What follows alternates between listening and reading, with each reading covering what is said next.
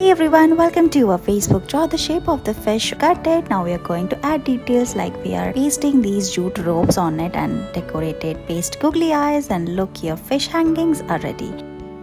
Let's make these cute little hat. First we are going to remove the bottle and paste it on a sheet of paper. Now we are going to cover the bottle using jute rope. After this we are going to cut the remaining paper on the shape of the cap and look, paste balls around it. Paste rubber band or clip and look, it's ready.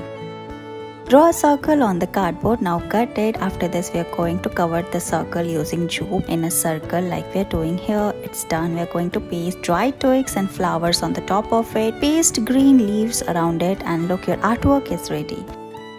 Let's make a fun craft using paper cup and jute. We are going to make multiple cuts on the paper cup and cover it using jute. We are going to weave the jute around it. Cut the extra part. Now paste the lace, paste its handle and look, your mini baskets are ready.